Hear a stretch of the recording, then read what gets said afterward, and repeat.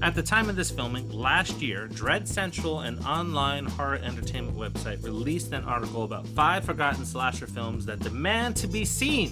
Some of you may have seen or read this article recently, as they have been promoting the article on social media platforms. But I have to ask, what makes a film become a forgotten film? Wouldn't it have to be known by mass audiences prior to our memories? Take films like Zombie Massacre Island, The Sleeping Car, Andre the Butcher, and Jesus Christ Vampire Slayer. Yes, I said it.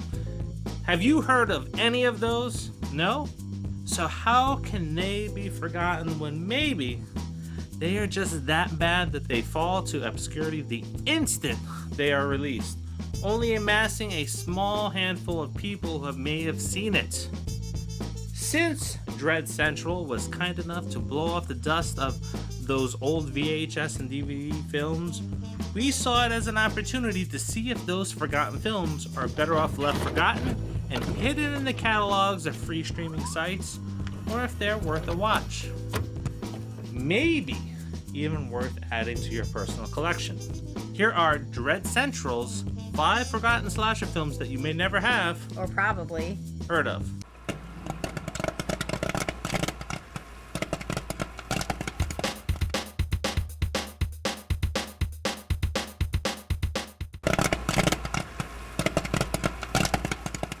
Number 5.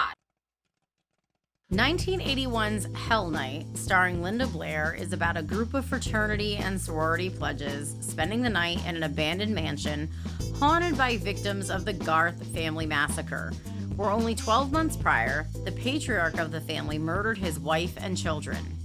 Marty, played by Blair, along with rich kid Jeff, surfer Seth, and party girl Denise, sneak into the mansion after frat member Bennett chains the front gates behind them so that they have to stick it out until the next day.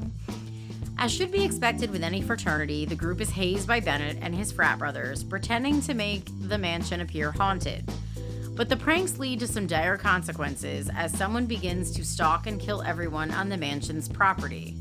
The aesthetics of Hell Night might be the best on the list, and it seems to try to hide a poor pacing and a drab story by distracting viewers with Linda Blair's breasts. No, she doesn't get nude in the film, but the girls seem to be the focus point in many shots. Dread Central described Hell Night as a film with likable characters with a handful of solid kills that has a lot to offer if you can get around the pacing.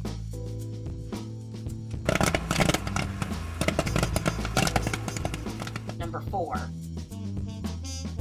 Originally titled April Fool's Day until Paramount Studios purchased the name for a far better slasher film, Slaughter High is one of those films that are so bad that it's enjoyable. It plays off of all the 80s stereotypes we saw in comedies from that decade of nerds versus the cool kids. Slaughter High is a slasher film that does not take itself seriously and blatantly steals from films that came before it, like Terror Train. Oh, and is that the Friday the 13th score that you hear throughout the film? Why, yes it is.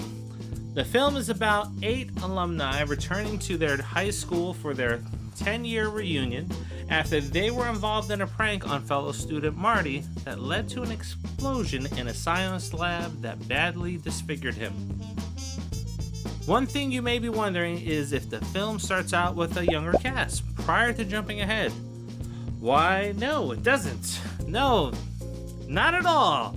And it's not only noticeable in the beginning, but it also becomes confusing when they jump ahead. Slaughter High has some effective kills and some that will make you scratch your head, like the one where a girl decides to take a bath in the middle of the reunion after one of her friends were murdered. Dread Central describes the film's tone as mean-spirited with creative and visceral kills that should be on your radar. Number 3. All the Boys Love Mandy Lane is about a young girl who blossoms over a summer and attracts the attention of boys in her school. Mandy is invited to a pool party where a fight breaks out between 2 boys, Dylan and Emmett, that she manages to break up. But things go from bad to worse when, later that night, Emmett talks Dylan into a stunt that leads to his death. 9 months later, Mandy and a group of her friends meet up at a ranch for a party, and once again, chaos ensues when one of the girls attending the party is attacked by an unknown assailant.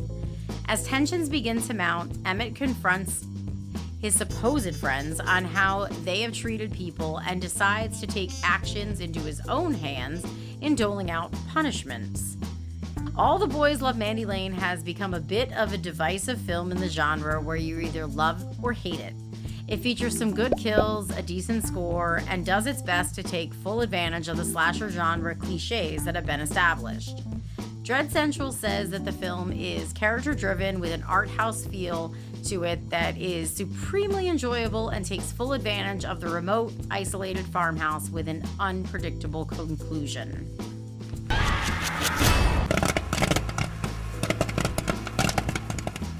Number 2.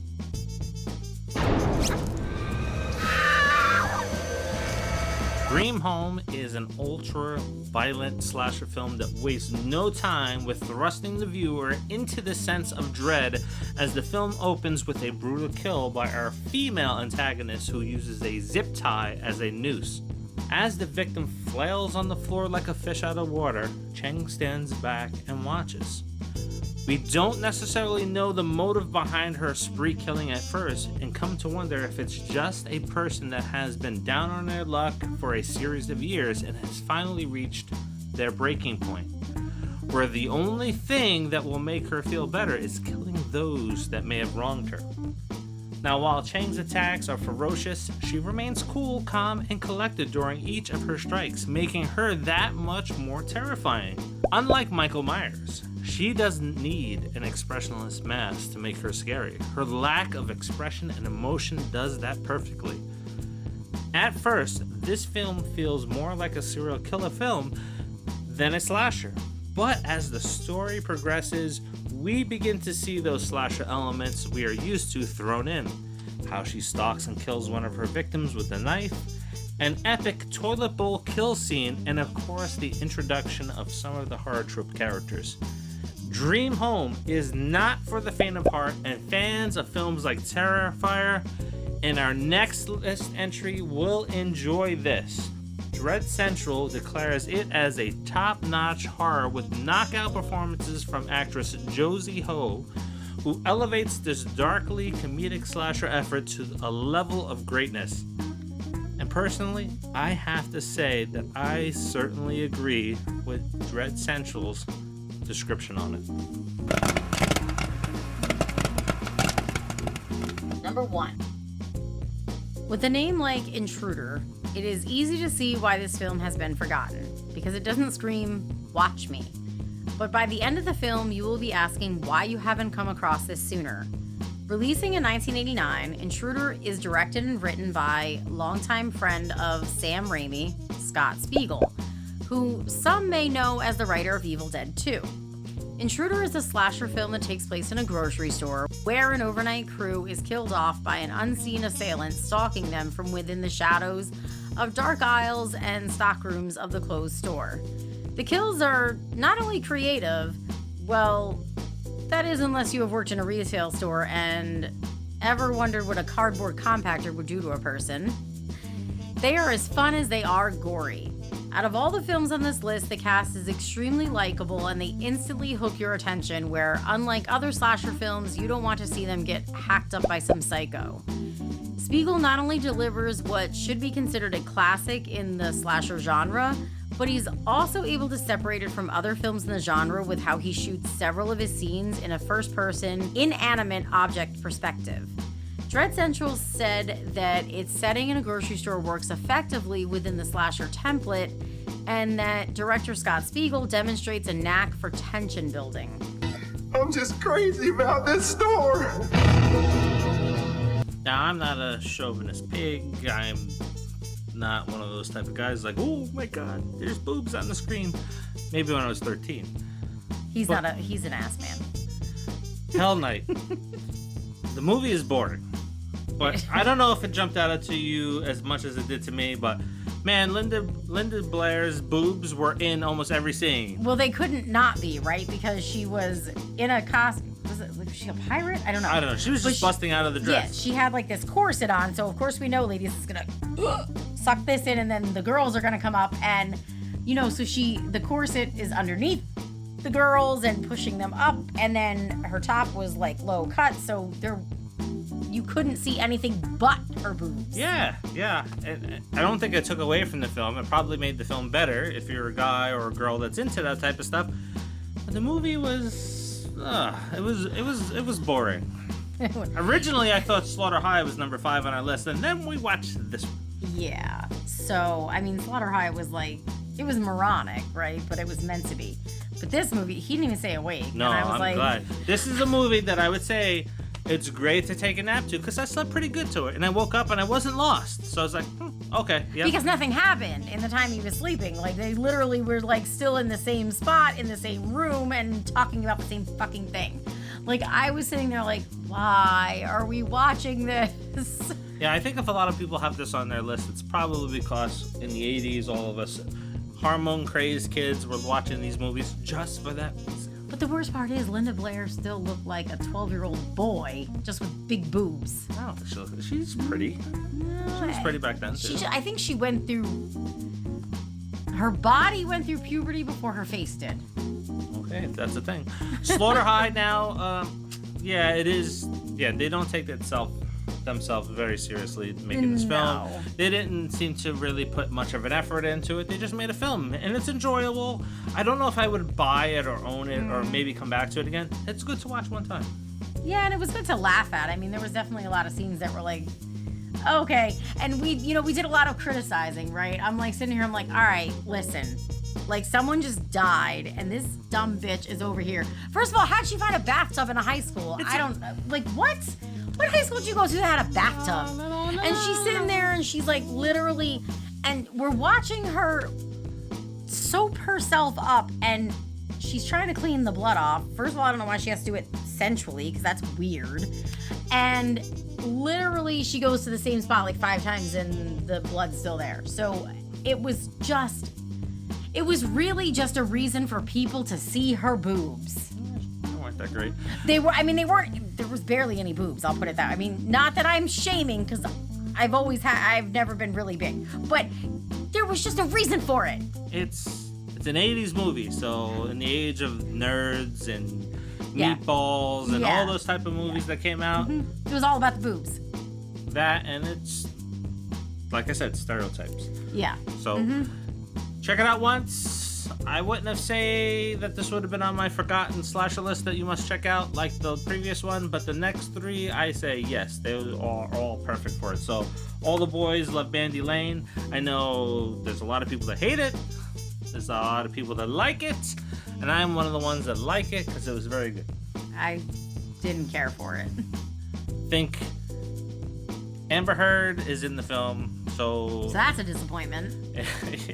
If you don't like her for all the shenanigans that she has pulled over the last couple of years, including pooping on somebody's bed, then you're probably not going to watch this one or drive angry. But I liked the film. I thought the premise was smart. And you know what? It's nice to see... I don't know if I can say it. I won't say it, because if you haven't seen the film, I don't want to spoil it for you. So I'm going to say that, yes, it was a very good movie. The ending that comes up, yes, hopefully I didn't give it away. By what? Saying nothing? I may have said enough that some people will figure out where I was going. So I'm just going to end it there. Amber Heard, I think she's a terrible actor, and I really hope all bad things happen to her. Anyway, we're going to move on from that, and we're going to Dream Home. Dream Home, my God, was that freaking good. That movie is disturbing. The kills are wow. Definitely forgotten film, and everybody should probably watch this and probably own it. Well, for me, I can't say it's forgotten because I had never heard of it. So, that's why. Yeah. It's so good that you didn't hear about it. And why? Why is that? This movie was excellent. Yeah, some of the kills were like, damn, I hope that never happens to me, because it was like... And like I mentioned, or like you mentioned, or whoever said it doesn't seem like a slasher movie in the beginning. It seems like a serial killer movie. Yeah. And then you get into all the slasher elements. You have the sex scenes, so you'll be happy with that. You have the over-the-top kills. You have the stalking. It just was really good. The people doing the drugs. I mean, it's all in there. It starts off seeming like it's very much like a serial killer movie. And here's the question I have to ask. Do you agree with her? That's all I'm going to say. Watch the movie and let me know if you agree with her. Yeah, I mean, I don't know. I'm not going to say that I agree with her, but I'm not going to say I disagree with her. Because you know what? The world really sucks for people who don't have a lot of money. Yes. And then, of course, my God, Intruder. Yeah. I have to find this. I'm surprised I haven't looked for it already. And I have to own this movie. This movie is fantastic, especially if you're a Terrifier fan. It kind of falls into those elements, but Sam Raimi and crew, I know he didn't direct the film, but his friend did. And he was in it.